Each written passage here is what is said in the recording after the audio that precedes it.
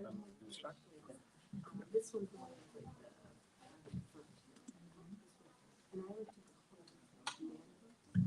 alaikum wa rahmatullah. Bismillah, alhamdulillah, wassalatu wassalamu ala rasulillah, amma ba'd. Thank you for inviting Monica and me to share with you some information about this topic, the title of which you see up there.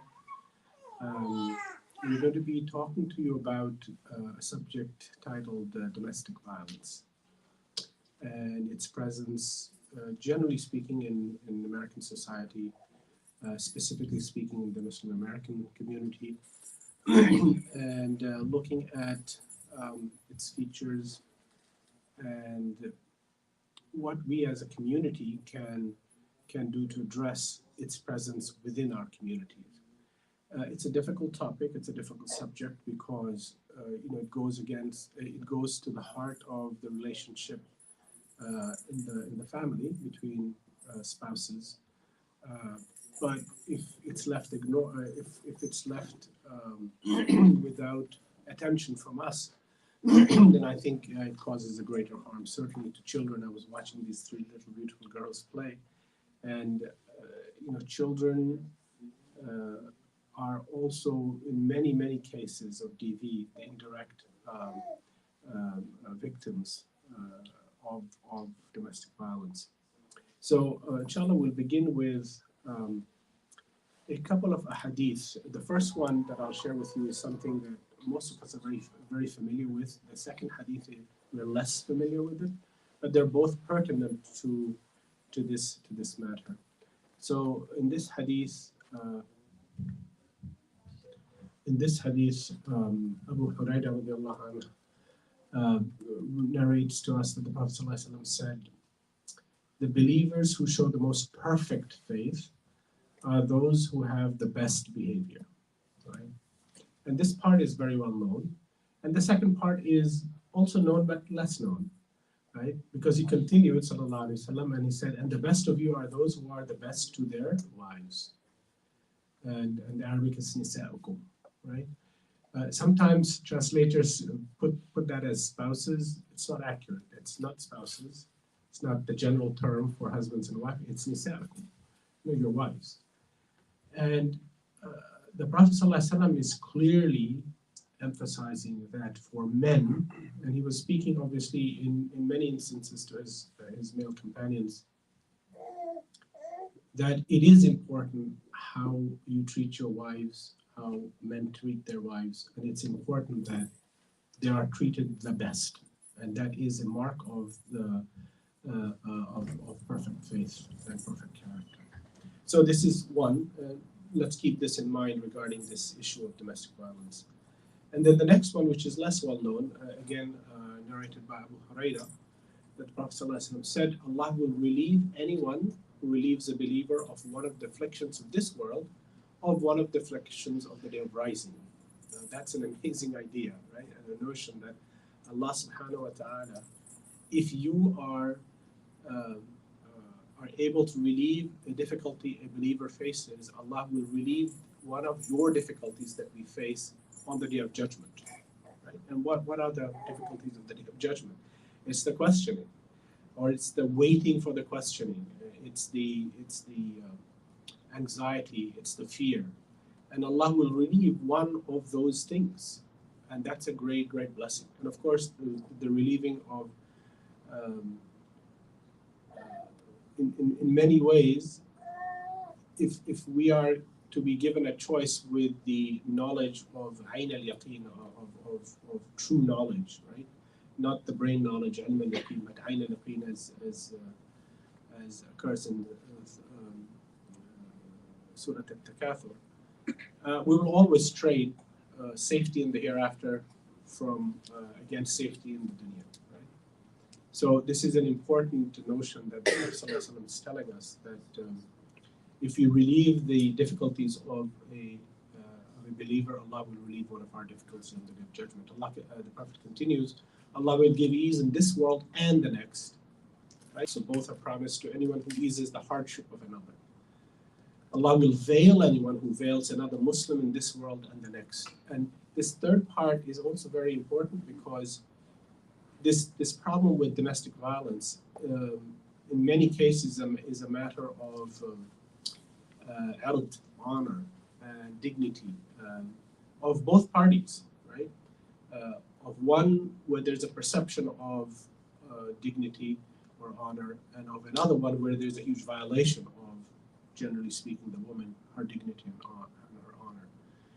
And then the Prophet continues, Allah will help his slave as long as his slave is helping his brother. So this is a clear indication of our own tradition, and mashallah, we are, generally speaking, as a community involved in helping each other. Then the Prophet continues, whoever travels a path on which he seeks to knowledge, Allah will make the path to the garden easy for him. People do not meet in one of the houses of Allah to recite the book of Allah and study it together without tranquility descending on them, mercy covering them, angels encircling them, and Allah mentioning them to those who are with him. May Allah give all of these statements, make it true for all of us, because we are in his house and we are remembering him and discussing something that's important for our community. So keeping these hadith in mind, we'll now look at the features of DV, what is domestic violence, definitions and so on. And then we will also look at what a local organization is doing with regard to this problem and how you could be both aware of this issue, communally speaking, support and be supportive of the work that is being done to help those who are in need in this manner. Right? And then hopefully we can have a good discussion. You know, I love small groups because you can have a good discussion. And this is perfect, 5 against 3. So you're definitely going to win because I know that this community is known, I believe, for encouraging sisters to participate, to engage. So, you know, we would love a good conversation about this. So Monica is going to cover the meat of what DV is and what Amana Foundation is doing, inshallah, on this issue. Assalamualaikum. So for those of you who, I'm sure many of you are already familiar with the Amana Foundation, but for those of you who may not know the full history, Amana Foundation began about 20 years ago when a group of families in the community realized that they wanted to create an opportunity for their children to come together and participate in charitable acts, to plant the seeds of charity in their hearts, essentially. So since then, over the years, over the decades, it's evolved into a much broader scope. And now some of the people that we help to support are Zakat recipients, Afghan refugees from the recent airlift back in August, unhoused communities, food insecure communities, and more recently, survivors of domestic abuse. So what is domestic abuse? So the UN defines domestic violence or domestic abuse as a pattern of behavior in any relationship that's used to gain or maintain power or control over a partner. This could include acts to frighten, to intimidate, terrorize, manipulate, hurt, humiliate, blame, injure, or wound someone. There are several different forms of domestic violence. It can be physical, sexual, emotional, economic, financial, or psychological. It can even be a mere threat of abuse or of action, or it can even be neglect. Abuse can begin subtly, which makes it more difficult to identify and to spot at first. It can begin at any point in a relationship. In some cases, it begins or increases during pregnancy. And so I also wanted to share the Pennsylvania state definition. So the state of PA defines DV as causing bodily injury or serious bodily injury, rape, assault, or incest with or without a deadly weapon. It's also defined as placing one's partner in reasonable fear of immediate serious bodily injury. It could be false imprisonment, abuse of a child, and the most important thing here is that it's repeatedly committing acts that are placing someone in reasonable fear. And that said, domestic violence is one of the most predictable crimes for which a repeat offense will occur. So what's the appropriate terminology? So the term victim is often used to describe someone experiencing or escaping domestic violence, but this term, it diminishes the strength and the resilience of the person, and it keeps the focus on their traumatic experience instead of shifting that focus to their endurance and resilience. So a survivor continues to live and prosper despite having been victimized. A survivor shifts focus to their life in the aftermath of their trauma that they experienced. And finally, a survivor has reclaimed their power. So we want to look at the prevalence of domestic violence both in the US as a whole and among Muslim Americans. In the US, 20 people every minute are abused. So in the 20 minutes it takes us to go through these slides, a total of 400 incidents of domestic violence will have occurred. During the pandemic, cases increased by 25 to 33% globally. 1 in every 5 violent crimes in the United States is related to domestic violence, and it's also tied to higher rates of suicide and depression. For Muslim Americans, 31% have experienced DV in a relationship, and 53% have experienced it at some point in their lifetime. Victims are predominantly female at 72%. There are adult male victims at 12%, and then children at 16%. The types of abuse that are experienced are most commonly psychological or verbal. 60% of those that experience DV experience psychological or verbal types of abuse. 50% at physical, 14% at sexual, and then 3% have had a relative killed due to domestic violence. I also wanted to highlight some data from across the Muslim world for more perspective. So in Afghanistan, for example, 30% of both men and women feel increasingly concerned over DV. Bengali women, this was a particularly shocking statistic to me. So females aged 13 to 40, 65.6% of them have experienced domestic violence from their husband. For Iranian women, 60.6% of women have experienced some form of DV. For Pakistani women, 51% experienced it in the last 6 months alone. Palestinian men and women living in refugee camps, about 60% felt it was justified. The men and women both felt it was justified to beat their wives. So we wanted to also talk about some signs of domestic abuse. So physical signs, they can be a black eye, a bruise on an arm, busted lip, purple or red marks on one's neck, sprained wrists. Then there are emotional signs that are not always as obvious, that are not as immediately apparent. There's agitation, anxiety, constant apprehension, changes in sleep habits. Women are typically extremely apologetic or meek.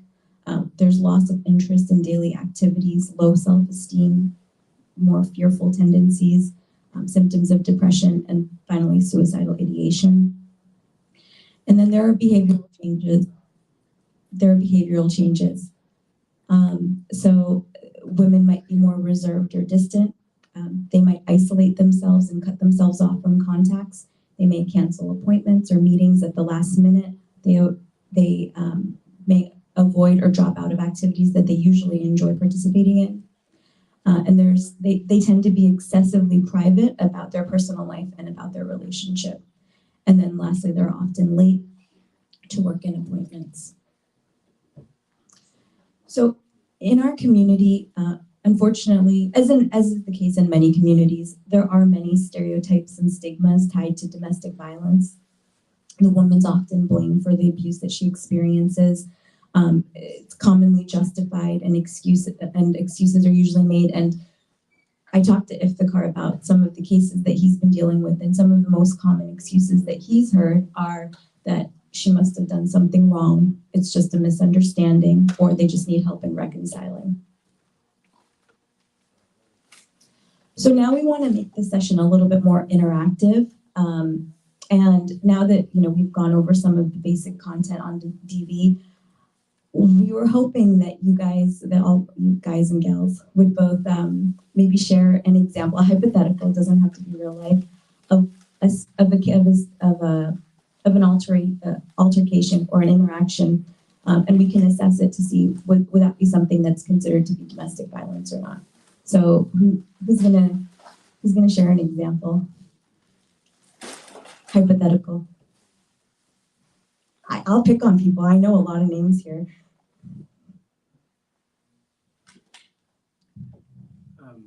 So before you volunteer to share,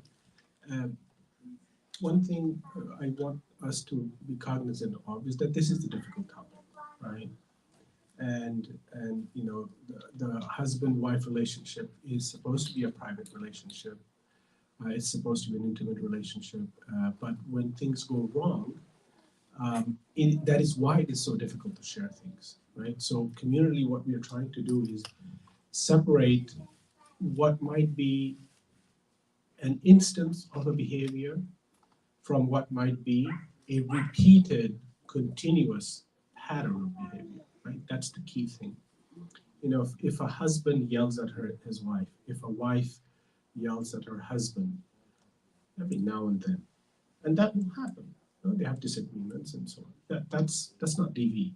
But if one partner continuously abuses in a pattern that is very clear, very distinct, that's the first half of DV, right? Then the second half of DV is that the person experiencing it is actually afraid of that behavior, right?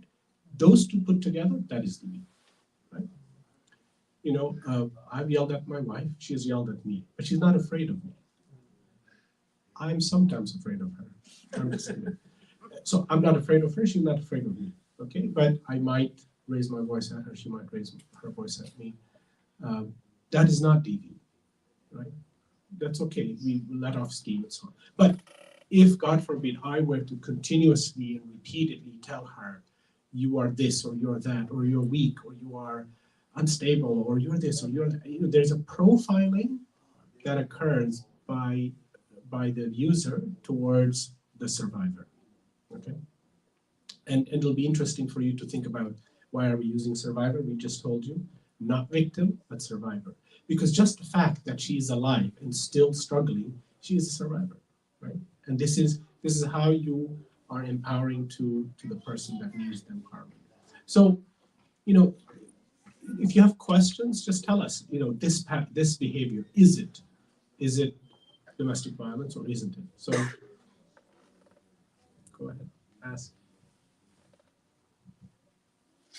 Yes. When I see a body movement, that means a question is being prepared. So go ahead. Do you have a question? Not taking or shopping continuously. Continuously. Okay. So, you know, it's a funny example, but if that is causing the wife some agitation, then maybe one should revisit that decision, you know, as a husband not to take her shopping.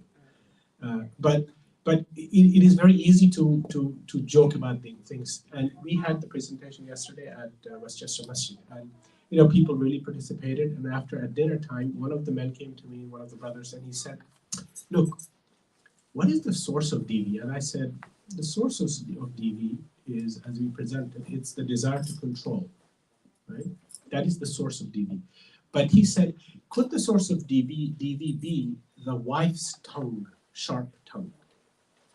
And that was a very interesting 5-minute, very intense exchange that was done privately, not in a group setting. But I wanted to bring this out in a group setting with ourselves and say that, you know, if a wife speaks to her husband in a sharp manner, once in a while, is that DV? Versus if a wife speaks to her husband in a sharp manner consistently, is that DV?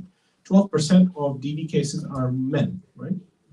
So if the wife is consistently speaking to her husband in a demeaning or degrading manner, that would constitute DV, right?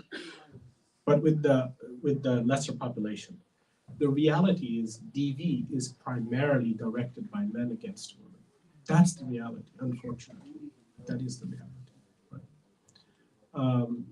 And I think culturally, And even religiously, we feel shy. Religiously, I can understand. Culturally, I can understand, right? What is the hesitation in trying to address this problem? Well, religiously, everybody thinks immediately, oh my God, they're going to get divorced. Allah made divorce legal for a reason, right? Alhamdulillah, Allah made divorce legal for a reason, even though the Prophet said it is the most hated, permissible thing in the eyesight of Allah. But the fact that it is legal is because sometimes a couple just cannot be together. And that is for a variety of reasons that have nothing to do with DV. But if there's DV involved, and there is a threat and a danger to the person experiencing DV, then perhaps it is better for them to separate. Right? So being able to see this, another couple spoke to me last night and said, I never thought about how I speak to my wife. And I said, are you sure? Of course you've thought about it. He's 50 plus years old. And he said, no, I have, but not in the framework of DV, right? I haven't asked myself, do I have a repeated behavior pattern? And I said, look, you got it. You understood what DV is. It is a repeated behavior. And of course, DV is a modern sort of frame of way of